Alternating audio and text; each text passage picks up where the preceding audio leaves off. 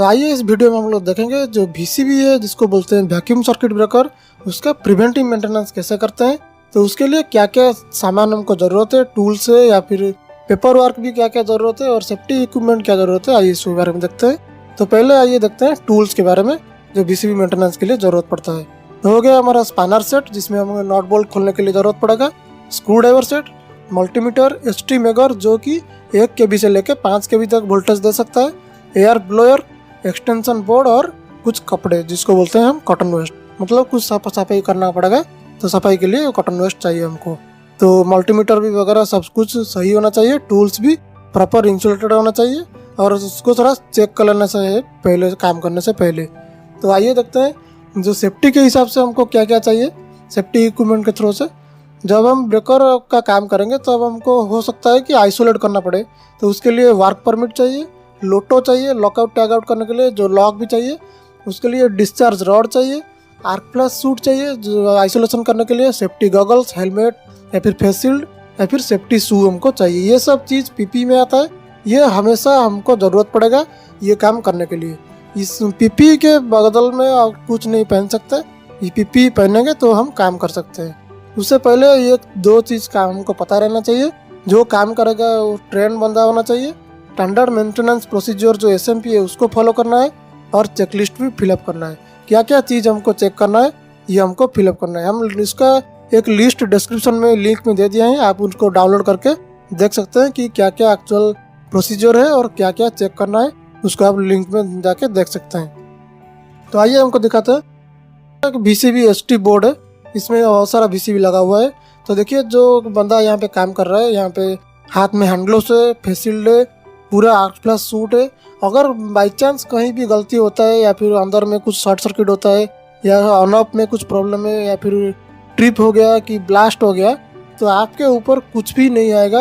अगर आग फाग जो निकलता है, आग धुआं वगैरह जो भी ब्लास्टिंग होकर निकलता है, वो आपको कुछ नहीं हानि नहीं पहुंचा सकता, क्योंकि ये जो आर्क प्लस सूट है वो 10 कैलोरी तक हीट सह सकता है। अगर आग में आप अंदर घुस के चले जाएं तो उसमें कुछ नहीं होगा। तो यहाँ से देखिए TNC से बंद करने के बाद जो भी अंदर में DC सप्लाई का जो सोर्स है वो सब बंद कर दिया है।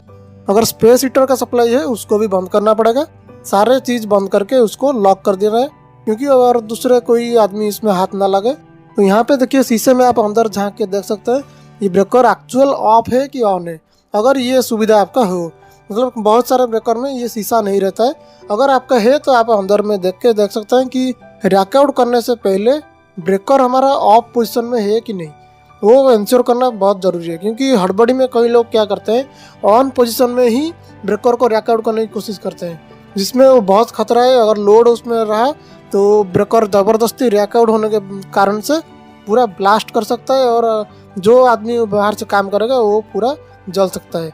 तो देखिए हमने यहाँ से अनलॉक कर दिया अभी तो अंदर से, तो उसका जो ST हैंडल है, हैंडल को उसके अंदर में डाल के उसको रैकआउट करने की कोशिश करेंगे। तो उसके पहले एक चीज़ इंश्योर करना है कि जो रैकआउट हम कर रहे हैं, जो VCB हम ऑफ कर रहे हैं, वो VCB एक्चुअल में जो परमिट में है वही VCB है कि कोई दूसरा VCB है कि दूसरा फीडर है हम लोग बंद कर दे रहे हैं, उसको पहले एक बार चेक कर लेना चाहिए। अगर बंद करके पहले से उसका जैसे यहाँ पे टैग नंबर लिखा हुआ है 26PU0004 है, ये कंपनी का टैग नंबर है एक मोटर का, तो ये पहले इंश्योर कर लेना है कि उसमें लोड नहीं है। उसको पहले इलेक्ट्रिकली जो प्रोसेस है, प्रोसेस सिस्टम से ऑफ कर देना है, उसके बाद TNC से ब्रेकर बंद करके हमको उसको रैकआउट करना है। DC सप्लाई सब बंद करेंगे, उसके बाद रैकआउट बनना है। DC सप्लाई अगर बंद नहीं करेंगे, रैकआउट करने के टाइम पे अगर कोई ऑन कमांड दे दिया तो रैकआउट करने के टाइम से ही ऑन हो जाएगा, तो इसलिए DC सप्लाई उसको बंद किया जाता है। देखिए यहाँ पे ये रैकआउट हो गया, टेस्ट पोजीशन पे आ गया। आप चाहें तो टेस्ट पोजीशन में रख के उसको कंट्रोल ऑन करके टेस्ट कर सकते हैं ऑन ऑफ हो रहा है कि नहीं। यहाँ पे जो कनेक्टर केबल है उसको निकाल देते हैं, तो ये VCB जो है उसको पूरा बाहर ले आएंगे। आप यहाँ पे टेस्ट पोजीशन में रख के टेस्ट कर सकते हैं, मतलब जो मेंटेनेंस करेंगे उससे पहले और उसके बाद भी टेस्ट कर सकते हैं आपको अगर डाउट होगा तो यहाँ से अगर हम बाहर निकाल दिए तो ये पूरा बिल्कुल सेफ है। और अंदर में देख सकते हैं यहाँ पे रेड वाला जो है उसमें फेज है अभी 6.6 kV का ये है, तो येलो वाला में हमारा आउटपुट जाता है। तो यहाँ पे देखिए जो VCB का जो कोई भी कंपनी का है, आरिवा का है, सीमेंस का है अल्स्टॉम का है, एल&टी का है, सबका सिस्टम लगभग सेम है, थोड़ा इधर उधर रहता है लेकिन बेसिक चीज़ सब में समान है। तो इसका फ्रंट कवर जो है, फ्रंट कवर के अंदर में मैकेनिज्म रहता है, तो फ्रंट कवर को हमको खोलना पड़ेगा। इसका बहुत सारा स्क्रू रहता है, हो सकता है वो टार स्क्रू ड्राइवर लगे या फिर माइनस वाला लगे या फिर आलिन की वाला लगे, तो उसको अच्छे से खोल लेना है जो फ्रंट वाला कवर को, और उसका जो स्क्रू वगैरह है उसको सब सही से रखना है, नहीं तो इधर उधर गिर जाएगा तो फिर बाद में लगाने के लिए दिक्कत होगा। तो ये काम भी करने के लिए आपको सेफ्टी ग्लोव्स पहनना है, हेलमेट पहनना है और शूज पहनना है। तो ये देखिए, ये यहाँ पे अंदर में हमारा उसका मैकेनिकल पार्ट दिख रहा है, ये जो कनेक्टर यहाँ पे दिख रहा है व्हाइट वाला। तो ये अंदर में हमारा जो स्प्रिंग रहता है, जो स्प्रिंग चार्ज होता है, यहाँ पे देखिए, यहाँ पे ये बड़ा वाला है ये स्प्रिंग का, और नीचे छोटा वाला एक जो ओपन क्लोज का और ट्रिप का भी है। तो यहाँ पे देख सकते हैं, तो उसका बफर ही देखिए, यहाँ पे जो येलो कलर मार्क हुआ है ये उसको बोलते हैं बफर। ये छोटा वाला के ऊपर लगता है और बड़ा वाला के ऊपर में भी लगता है एक। ये सिर्फ आरिबा में लगा हुआ है, बाकी सब कंपनी में, सीमेंस में या फिर आल्स्टॉम में नहीं है। आरिबा का है तो उसको चेक करना पड़ता है। बफर जो है उसके लिए हम अलग सा वीडियो बनाए हैं बफर चेंजिंग का, आप लिंक में डिस्क्रिप्शन में जाके देख सकते हैं बफर किस लिए लगा जाता है और क्यों चेंज करना पड़ता है।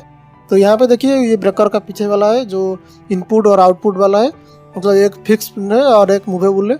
यहाँ पे व्हाइट वाला जो दिख रहा है आपको, ये वैक्यूम बॉटल बोलते हैं उसको।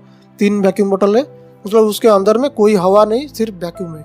उसी के अंदर में कॉन्टैक्ट होता है, जो स्पार्क होता है उसी के अंदर ही रह जाता है, तो ये बाहर नहीं आता है, इसलिए इसको वैक्यूम किया गया है, उसको वैक्यूम बॉटल बोलते हैं। ऊपर से जो आपका दिख रहा है, यहाँ से जाके नीचे से आउटपुट हमारा होके निकलता है। तो इसी का कैसे किस तरह से पीएम करते हैं, आइए आपको एक वीडियो में दिखाते हैं पूरा। पहले विजुअली इंस्पेक्शन कर लेना है कि यहाँ पे कुछ वियर एंड टियर हुआ है या फिर टूट गया है या फिर फ्लैश हुआ है। तो ये सब करने के बाद आपको मैनुअली अगर चार्जिंग का जो स्प्रिंग चार्ज का ऑप्शन है, तो मैनुअली आप चार्ज कर सकते हैं स्प्रिंग।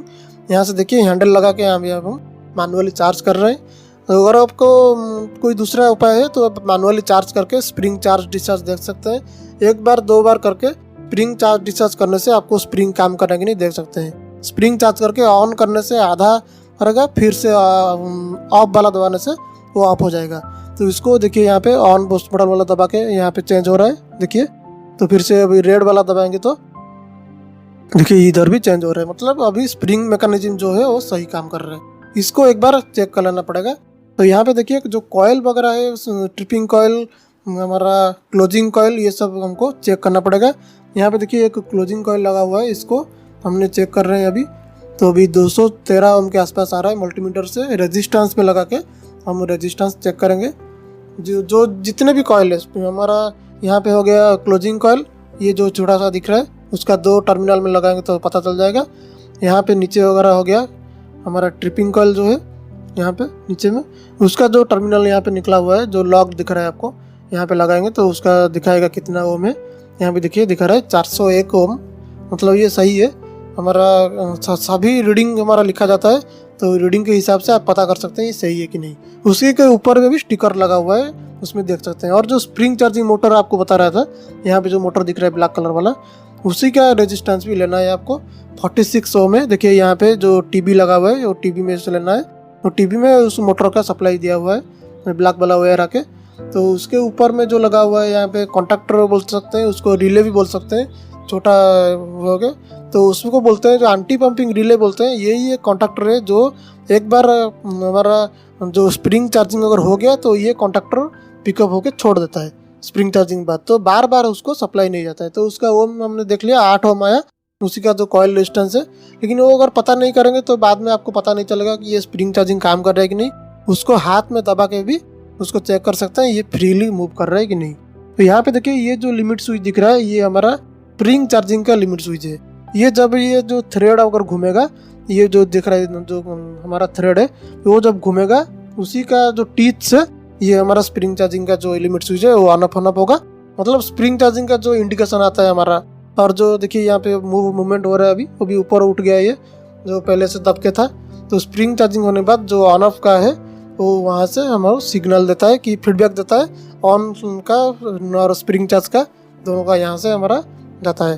तो यहाँ पे साइड में भी एक रील जो लगा हुआ है यहाँ पे बड़ा वाला, ये देखिए यहाँ पे जो है स्प्रिंग चार्जिंग के लिए है। ये टीथ से ये कनेक्टेड है, ये जब काम करेगा ऑन ऑफ होगा, ये फिर स्प्रिंग चार्ज होने पर ये हमको फीडबैक भी दे सकता है। तो यहाँ से हम लोग नो मतलब ऑफ कंडीशन में सभी का देख लेना है कंटिन्यूटी, मल्टीमीटर में कंटिन्यूटी मोड में डाल के कंटिन्यूटी देख लेना है। कहीं किसी के साथ हो कि आर्थिंग के साथ भी लगाना है, कोई भी स्टील का मेटल बॉडी के पार्ट से लगा के सभी फेज का जो इनपुट है 3 फेज और आउटपुट 3 फेज का जो कनेक्टर है उसमें लगा लेते हैं। मतलब ऐसा टेम्परेली चेक कर लेना है मल्टीमीटर से कि ये हमारा सही है कि नहीं, कंटिन्यूटी दिखा रहा है कि नहीं दिखा रहा है, ये सब चेक कर लेना है। तो उसके बाद जो एसटी अगर हमने बोले थे आपको, तो 5 kV में रख के, क्योंकि ये 6.6 kV में यूज होता है ये ब्रेकर, तो आपको 5 kV में मिनिमम रखना पड़ेगा। उससे नीचे रखेंगे तो कोई फायदा नहीं। हमको इसको 5 kV में रख के यहाँ से वोल्टेज उसको मेगर ऑन कर दिए, तो उसके जो इनपुट और आउटपुट उसी के बीच में, अगर ऑफ कंडीशन में इनपुट और आउटपुट के बीच में पूरा जीरो है, मतलब कोई कंटिन्यूटी नहीं है, उसी में ये ओवर मतलब ओएल या फिर बहुत ज़्यादा गीगाओम दिखाना चाहिए। मतलब पूरा अगर ओएल भी दिखाएगा तो सही है। तो यहाँ पे देखिए 5000 वोल्टेज हमने सिलेक्ट कर दिया, यहाँ से 5000 वोल्टेज है। तो अभी इसको स्टार्ट करेंगे तो अभी इसको अंदर में 5000 वोल्ट डीसी वोल्टेज जनरेट होके जाएगा दोनों फेज में, दोनों, उसको आर्म भी बोलते हैं उसको, इनपुट और आउटपुट में दोनों आर्म में जाएगा हमारा 5000 वोल्ट। तो उसी में हम चेक कर सकते हैं कितना वोल्टेज तक जा रहा है और कितना उसका इंसुलेशन रेजिस्टेंस है। तो आइए देखते हैं इसको। यहाँ पे एक आर और ऊपर का आर नीचे का आर, मतलब एक ही सेम फेज में लगा हुआ है, उसी को एक को रहते हुए दूसरों को दूसरा फेज में भी चेंज करके देखेंगे। कहीं किसी में, किसी के अंदर में बस बार में या फिर कोई इंसुलेटर में कुछ गड़बड़ी है या फिर कुछ में प्रॉब्लम है। तो यहाँ पे देख सकते हैं 870 गीगाओम के ऊपर दिखा रहा है, यहाँ पे दिख रहा है। तो इसको खोल के और दूसरा में लगाते हैं। देखिए अभी सेकंड में लगा दिए हैं, नीचे का वाला को भी बीच में लगा दिए हैं, दोनों को बीच और बीच में, मतलब बी और बी में। तो यहाँ पे देख सकते हैं आप 516 गीगाओम दिखा रहा है, मतलब सही है। ये हमेशा गीगाओम के ऊपर में ही आएगा और ओएल भी आ रहा है तो और अच्छा है, जितना ज़्यादा आएगा उतना अच्छा है। तो यहाँ पे देखिए, और मेगर वैल्यू कितना आएगा उसके ऊपर हम अलग सा वीडियो बनाएंगे आगे में, आप उसको देखते रहिएगा, चैनल को फॉलो करते रहिएगा। तो दूसरे में देखिए 540 के आसपास आ रहा है, और साइड बाई साइड में देखना है कि कितना कितना आ रहा है, मतलब सभी फेस का, सभी नीचे और ऊपर सबके साथ अलग अलग हमको देखना है। और उसके बाद जाके अर्थिंग के साथ सबको देखना है। और उसके बाद फिर क्या करेंगे, ऑन कंडीशन में फिर वही चेक करेंगे। ये अभी चेक हो रहा है पूरा ऑफ पोजीशन में, ऑफ कंडीशन में R Y Y B B R के अंदर में, ये हो गया इनपुट का। ऐसे आउटपुट का भी R Y Y B B R के अंदर में, और उसी के साथ साथ एक अर्थिंग में लगेगा, अर्थिंग में लग के Y1 Y2 B1 B2 R1 R, इसी तरह से चेक किया जाएगा। इसी तरह से चेक करने से आप पूरा कंफर्म हो सकते हैं कि ये VFD, ये जो BCB है ये पूरा सही है। जो देखिए अभी तीनों फेज में लगा दिया है यहाँ पे, तो यहाँ पे कितना दिखा रहा है 0.1 है, मतलब अभी इसको ऑन कर दिया है। ऑन कर देने से जो रेजिस्टेंस है पूरा कम हो जाएगा, इंसुलेशन पूरा 0 हो जाएगा, 0 में दिखा रहा है। तो आप यहाँ से देख सकते हैं दूसरा फेज में भी अलग अलग जो आर वाई वाई और बी बी में ऐसे 3 फेज में लगा के देखना है। देखिए 0 में दिखा रहा है पूरा। ये क्या है कि ये मेगा और मेगा में दिखाता है, इसलिए ये भी 0 पॉइंट इतना में दिखा रहा है। इसमें आप अगर मिली ओम मीटर अगर लाएंगे या माइक्रो ओम मीटर लाएंगे तो इसको आपको परफेक्टली वैल्यू चेक कर सकते हैं कि जो ऑन कंडीशन में क्लोजिंग कॉन्टैक्ट का जो रेजिस्टेंस है वो कितना है, आप चेक कर सकते हैं। वो भी बाद में हम चेक करेंगे, मतलब ऑन पोजीशन में और ऑफ पोजीशन में आपको मेगर में चेक करना है और मल्टीमीटर से भी चेक कर लेना है। अगर कुछ प्रॉब्लम होगा तो आपको पकड़ में आ जाएगा। तो यहाँ पे देखिए इसमें ओम तक दिया हुआ है, इसलिए 0.6 के आसपास आ रहा है। अगर ये माइक्रो ओम मीटर होता तो या फिर मिलियम ओम मीटर होता तो ये परफेक्टली वैल्यू दिखाता कि 35 मिलियम ये आसपास ये आता है, 35 माइक्रो ओम के आसपास। तो क्लोजिंग में एक फेज के अंदर दूसरा फेज में लगाएंगे, अगर एक आर में लगाएंगे एक वाई में लगाएंगे तो ये ओएल आएगा। अगर R1 और R2 मतलब इनपुट दोनों में लगाएंगे, इनपुट और आउटपुट के बीच में और क्लोजिंग में, तो ये मतलब आएगा 35 माइक्रो ओम के आसपास आता है। तो इस तरह से हम माइक्रोमीटर में इसको चेक कर सकते हैं, क्लोजिंग कॉन्टैक्ट रेजिस्टेंस जो बोलते हैं उसको। नहीं तो मल्टीमीटर में ऐसे टेम्परेली चेक कर सकते हैं, जिसमें से लगभग पता चल जाएगा कि ये सही है कि नहीं है। अगर पूरा ओपन हो गया तो ओएल ही दिखाएगा, अगर कुछ वैल्यू दिखा रहा है मतलब ये अभी काम कर रहा है। वैक्यूम बॉटल अगर हमारा लीक हो जाता है, वैक्यूम नहीं होके उसके अंदर एयर घुस जाता है, तो ये क्या हो जाता है, ऊपर उठ जाता है, उठा देता है उस स्प्रिंग के अंदर, उसको उठा देता है ऊपर। तो इसी तरह से वैक्यूम बॉटल का कंडीशन भी आप पता कर सकते हैं। तो यहाँ से हमारा मेगर हो गया, मल्टीमीटर हो गया, ऑन ऑफ का सारे हो गया, जो भी मैकेनिकल चीज़ चेक करना है हमने कर लिए, स्टार्ट स्टॉप कर लिए यहाँ से, जो अपना ओपन क्लोज बोलते हैं। तो उसके बाद आता है हमारा क्लीनिंग। क्लीनिंग सबसे इम्पोर्टेंट चीज़ है। बीसीबी है, इसमें 6.6 जाता है, क्या कहीं कहीं 33 के भी जाता है, कहीं पे कुछ भी बोल्ट देते हैं उसमें। तो इसको क्या करना है, पूरा अच्छे से क्लीन करना है, कोई भी डस्ट नहीं रहना चाहिए, कोई भी नट बोल्ट उसके ऊपर काम करने के टाइम पे नहीं रहना चाहिए, उसके ऊपर रखना भी नहीं चाहिए। कुछ भी टूल्स हो गया हमारा, जो कोई भी पाना हो गया, क्योंकि ये सब इंसुलेटेड चीज़ नहीं है, तो इसके अंदर अगर रहेगा तो अंदर में जाके फ्लैश कर सकता है। तो पीछे वाला साइड में हम आ गए हैं। देखिए पीछे वाला साइड बीसीबी का काम तो हो गया, तो ब्रेकर का पूरा करना है तो पीछे पैनल में भी करना पड़ेगा। ये जो केबल हमारा जा रहा है, देखिए रहा है, ये हमारा अर्थिंग रॉड दिखा रहा है आपको। देखिए अर्थिंग में यहाँ पे कनेक्टेड है, पूरा अर्थिंग जो हमारा रहता है रूम का, तो सबस्टेशन का जो है। और ये अर्थिंग से लेके तीनों फेज को डिस्चार्ज करके, तीनों केबल को ROIB को डिस्चार्ज करके कोई एक फेज में इसको फंसा के रख देना है। अगर काम कर रहे हैं तो अर्थिंग का रॉड, जो डिस्चार्ज रॉड बोलते हैं, ये हमेशा उसमें फंसा के लगा के रखना है। उसके बाद जो भी हमारा क्लीनिंग हो गया, ब्लोअरिंग करना हो गया, या फिर नट बोल्ट को टाइट करना हो गया, उसके बाद प्रॉपर हैंड ग्लोव्स लगा के, प्रॉपर PP पहन के उसके बाद काम करना है। और कुछ भी गलती होता है तो ये डिस्चार्ज रॉड आपको बचा लेगा। तो इस तरह से देखिए पैनल के अंदर में भी क्लीनिंग करना है आपको, नट बोल्ट भी टाइट करना है। ये हो गया हमारा पीछे वाला साइड, जो उसको आउटपुट वाला बोलते हैं। तो यहाँ से ब्लोअर से लेके